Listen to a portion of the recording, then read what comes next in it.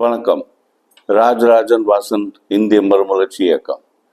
இன்றைக்கு சமீபத்தில் நடந்த கள்ளக்குறிச்சி கள்ளசாராயம் பற்றி, அந்த நிகழ்வை பற்றி என்னுடைய கருத்துக்களை இங்கு பதிவிட விரும்புகிறேன். இந்த துயரமான நிகழ்ச்சிக்கு யார் காரணம்? இதை தடுத்திருக்க முடியுமா? இது எவ்வாறு இனிமேல் தடுப்பது ஆகியவற்றை பற்றி பார்ப்போம். அதோடு சேர்த்து இது ஒரு 10 லட்சம் பாதிக்கப்பட்டவர்கள் குடும்பத்துக்கு 10 லட்சம் ரூபாய் என்று தமிழக அரசு அறிவித்திருக்கிறது. அது சரியா? இதை பற்றி என்னோட கருத்துக்களை இங்கு நான் பதிவிட விரும்புகிறேன். முதலில் இந்த கள்ளச்சாராயம் யார் இதற்கு காரணம்? இவ்வளவு ஒரு மாபெரும் தவறு இங்கு நடந்திருக்கிறது என்றால் அது எப்படி யாருக்கும் தெரியாமல் அது நடந்திருக்க வாய்ப்பு இருக்கிறதா? முதலில் சில மாதங்களுக்கு முன்னால், ஒரு வருடத்துக்கு முன்னால், விழுப்புரம் திண்டிவனத்தில் இதே போல ஒரு கள்ளச்சாராயம் நடந்தது. அது முடிஞ்ச உடனே தமிழகம் எங்கும் இதை பற்றி ஒரு பெரிய வேட்டை, கள்ளச்சாராயை பற்றி வேட்டை நடந்தது. ஆனால் ஏராளமான கடைகள், கள்ளச்சாராயங்கள் எல்லாம் அழிக்கப்பட்டதாக செய்திகள் வந்தன. ஆனால் அதுக்கப்புறம் என்ன ஆச்சுன்னா, அந்த ஒரு வருஷம் அதுக்கப்புறம் நடந்ததுக்கு அப்புறம் இதை பற்றி வேற யாரும் அதை பற்றி பேசவில்லை. வேற எங்கேயாவது இது மாதிரி கள்ளச்சாராயம் நடந்ததா என்பதை பற்றி கூட யாருக்கும் தெரியாமல் போய்விட்டது. இப்போ திரும்பி இது மாதிரி ஒரு நிகழ்ச்சி நடக்குது. 60 பேர் மேலே இதில் அஃபெக்ட் ஆகுறாங்க, அதில் இறந்து போகிறாங்க. இப்போ திரும்பி அதை பற்றி எல்லாரும் பேசும். ஸோ இந்த வகையில் அரசாங்கம் என்ன செய்து கொண்டிருக்கிறது என்பதுதான் முக்கியமான கேள்வி. இதுக்கு யார் முக்கிய காரணம்? என்னை பொறுத்த வரைக்கும் நான் சொல்லணும்னா, தமிழகம் மட்டும் இல்லை, இந்தியாவுல எல்லா இடத்திலும் ஒவ்வொரு ஏரியாவும் அந்தந்த போலீஸ் ஸ்டேஷன் தான் முக்கியமான ஒரு கண்ட்ரோல். ஒரு போலீஸ் ஸ்டேஷன் அந்த சுற்றி இருக்கிற பகுதிகள் என்ன நடக்குது, என்ன தவறு நடக்கிறது, யார் எந்த விதமான செய்தியில் ஈடுபட்டு இருக்கிறார்கள் என்பதையெல்லாம் பார்ப்பது போலீஸ் ஸ்டேஷன், அந்த காவல் நிலைய அதிகாரிகளுடைய முக்கியமான கடமைகளில் ஒன்று. வருகின்ற புகார்களை மட்டும்தான், கம்ப்ளைண்ட் மட்டும்தான் பார்க்கணுங்கிறது கிடையாது. தடுப்பு நடவடிக்கைகளை அந்தந்த போலீஸ்காரர்கள் என்ன செய்கிறார், நிலையத்தில் இருக்கவர்கள் என்ன செய்கிறார்கள் என்பதுதான் முக்கியமாக ஒரு அவங்களுடைய கடமைகளில் அது ஒரு ஒன்று. ஆனால் இதை தவறும் போதுதான் ஏதோ அவங்களுக்கு தெரியாத ஏதோ ஒன்று நடந்து எங்கேயோ நடந்த மாதிரி அவங்க காட்டிக்கிட்டு இன்றைக்கு இவ்வளவு பேர் பாதிக்கப்பட்டிருக்க அப்புறம் திடீர்னு திருப்பி ஒரு வேட்டை உடனே கிட்டத்தட்ட ஒரு 100 இடங்கள் 200 இடங்கள் கள்ளச்சாராயம் காட்சி இடங்கள் எல்லாம் ரெய்டு எல்லாரையும் அப்படின்னா அடுத்த 2 நாள்ல இந்த அளவுக்கு இவங்க ரெய்ட் பண்றாங்கன்னா அப்ப எங்கெங்கெல்லாம் நடந்திருக்குதுங்கிறது இவங்களுக்கு நல்லாவே தெரிஞ்சுதானே இருக்குது.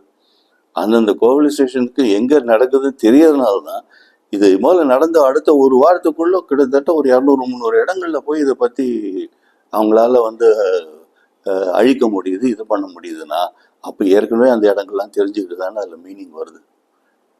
இல்லை தெரியாம அவங்க விட்டுருந்தாலும் தவறு, தெரிஞ்சுக்கிட்டு அது மேலே நடவடிக்கை எடுக்கலனாலும் தவறு. இதுக்கு மேலே முக்கியமாக பார்க்கணும்னா அந்த உளவுத்துறைன்னு ஒன்று இருக்குது. உளவுத்துறையோட முக்கிய டியூட்டியே இந்த மாதிரி எங்கே என்ன தவறுகள் நடக்குதா இல்லையான்றது அவங்களுடைய வழியில் அந்த தகவலை சேகரிக்கும். ஒரு சாதாரண கன்சியூமர் மாதிரி வித்தியாசமான வழியில் அவங்க தே காட் த மீன்ஸ் அது மாதிரி அவங்க பண்ணணும். அதுவும் அவங்களுக்கு எதுவுமே பண்ணாமல் இது மாதிரி இவ்வளோ பெரிய இது நடக்குதுன்னு தெரியாத ஒரு நிலைமையில் அந்த உளவுத்துறை தான், அந்த சம்மந்தப்பட்ட ஏரியாவில் இருக்க உளவுத்துறை முக்கியமான ரெஸ்பான்சிபிள்னு சொல்லலாம். அதுக்கடுத்து பார்த்தா மீடியா.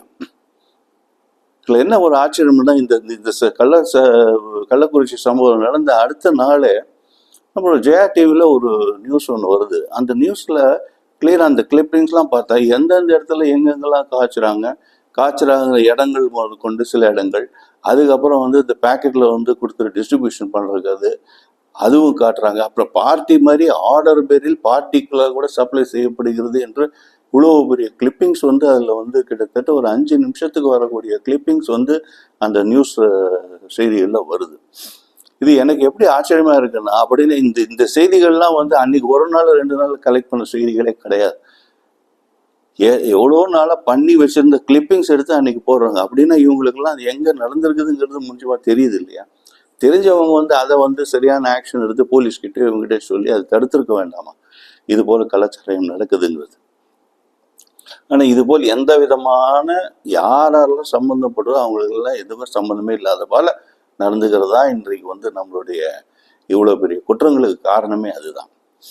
இதுக்கு மேல வந்து இன்னொன்று சொல்லணும்னா, மக்கள் பிரதிநிதிகள், அந்தந்த அதிகாரிகள், முக்கியமா அதிகாரிகள், போலீஸ் ஆகட்டும், உளவுத்துறை ஆகட்டும், அதுக்கப்புறம் அந்த ஏரியாவில் இருக்க கலெக்டர்ல ஒரு மாசத்துக்கு ஒரு தடவை அவங்க ரெவ்யூ மீட்டிங் நடக்கும். அந்த ரெவ்யூ மீட்டிங்ல அந்த ஒரு மாசத்துல எத்தனை இடத்துல இவங்க போய் ரைடு பண்ணி எத்தனை இடத்துல கலாச்சாரம் வந்து அழிக்கப்பட்டது, அந்த இன்ஃபர்மேஷன்ஸ் அப்படி ஏதாவது பிடிச்சிருந்தால் அதை வந்து பேப்பர்ல பப்ளிஷ் பண்றதும், பிடிக்கப்பட்டவர் மேல என்ன நடவடிக்கை எடுக்கப்பட்டிருக்குது. ஏற்கனவே இந்த கள்ளச்சாராயத்தில் காய்ச்சினவங்களும் சரி நிறைய பேர் ஏற்கனவே நிறைய தடவை அதில் கைது செய்யப்பட்டு ஜாமீனில் வெளியில் வந்திருக்கிறாங்க. வந்து திரும்பி இதே தொழில் செய்கிறாருன்னா அவங்க மேலே இது வரைக்கும் அவங்க செஞ்ச தவறுக்கு அவங்க மேலே எடுத்தப்பட்ட நடவடிக்கைகள் சுத்தமாக சரியில்லை, அது போதுமானது இல்லை என்றுதான் வெரி கிளியராக தெரியுது அதில்.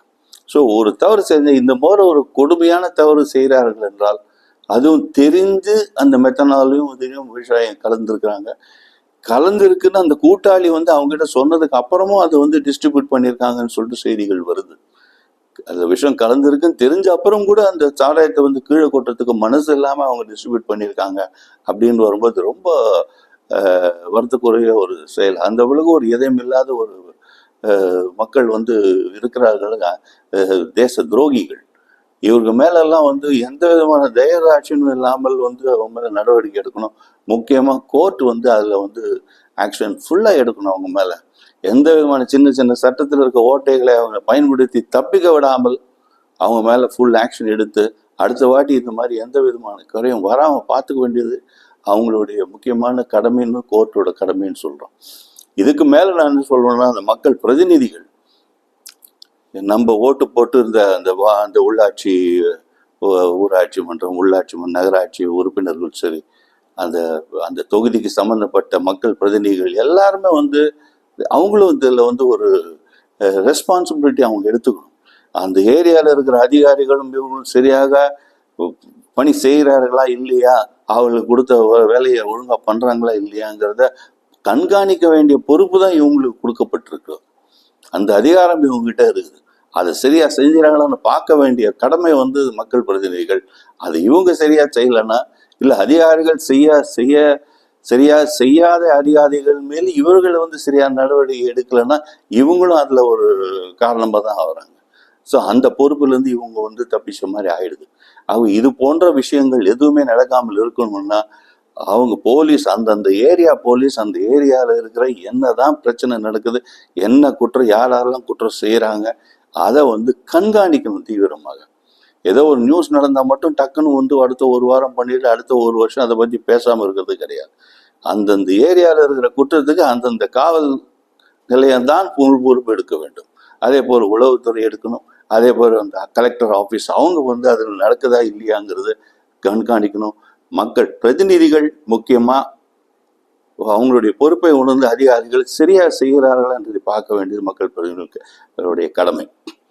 அதோட எல்லாத்துக்கும் மேலே நீதிபதிகள் இந்த மாதிரி குற்றம் செய்கிறவர்களுக்கு எந்த விதமான தயவுதாட்சியும் இல்லாமல் மேக்சிமம் பனிஷ்மெண்ட் என்ன வேணுமோ அதை கொடுத்து அதை நல்ல பப்ளிசிட்டி பண்ணி அதை வந்து எல்லாத்துக்கும் தெரிகிற மாதிரி பண்ணி இதை போல ஒரு குற்றத்தில் இனிமேல் அவங்க இறங்காத வகையில் செய்யணும்.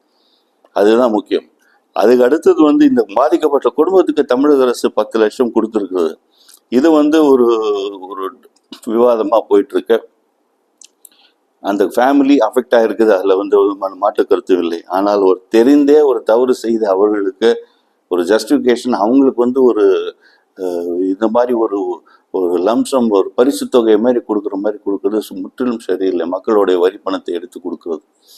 எத்தனையோ ஆக்சிடெண்ட்டில் வந்து மக்கள் இறக்குற அவங்களுக்கு வேண்டிய காசு கூட அவங்களுக்கு வராமல் இழுத்தடிக்கப்படுகிறது. ஆக்சிடெண்ட்டில் இதில் வந்து இறந்தவங்களுக்கெல்லாம் அதுவும் காலங்காலமாக நின்று அவங்களுக்கு வர வேண்டிய காசு எத்தனையோ வராமல் இருக்கிறது. அவங்களுக்கும் அந்த குடும்பம் பாதிக்கப்படுகிறது இல்லையா. குடும்ப தலைவன் இறந்ததுன்னா அந்த குடும்பம் பாதிக்கப்படுகிறது. அவங்களுக்கெல்லாம் வந்து காசு கொடுக்காம இருந்த சமையல இந்த மாதிரி ஒரு சமூக விரோத செயலில் ஈடுபட்ட ஒருத்தர் அவர்களுடைய இறப்புக்கு வந்து 10 லட்சம் வந்து தூக்கி கொடுக்கறது வந்து சுற்றிலமாக சரியில்லை. இது வந்து இந்த போக்கு வந்து தமிழக அரசு மாற்ற வேண்டும். அதுக்கு வேண்டாம் அவங்களுக்கு என்ன குடும்பத்துக்கு என்ன செய்யணுமோ அது தனியாக ஒன்று பண்ணலாம் மொழிய இது போல ஒரு ஸ்பாட்டை அவங்களுக்கு வந்து ஒரு என்கரேஜிங்காக பண்ணுற மாதிரி இருக்குது. அது வந்து தவறு. இந்த தவறை வந்து தடுப்பதற்குரிய வழிகள் தான் தமிழக அரசு இறங்க வேண்டும். ஆகவே நடக்காமல் பார்த்துக்கணும். இனிமே சொன்னது மாதிரி அந்தந்த காவல் நிலையம், உளவுத்துறை, அதுக்கப்புறம் மீடியாவோட ரோல் வெரி வெரி இம்பார்ட்டன்ட். இதில் அவங்க பார்க்கணும். அதை தவிர்த்து சொன்ன மாதிரி ஜுடிஷியரி இவங்களும் இதை பற்றி சரியாக நடந்தால் இது போல தவறுகள் இனிமே நடக்காமல் இருக்கும். நன்றி, வணக்கம். ராஜராஜன் வாசன், இந்திய மறுமலர்ச்சி இயக்கம். நன்றி.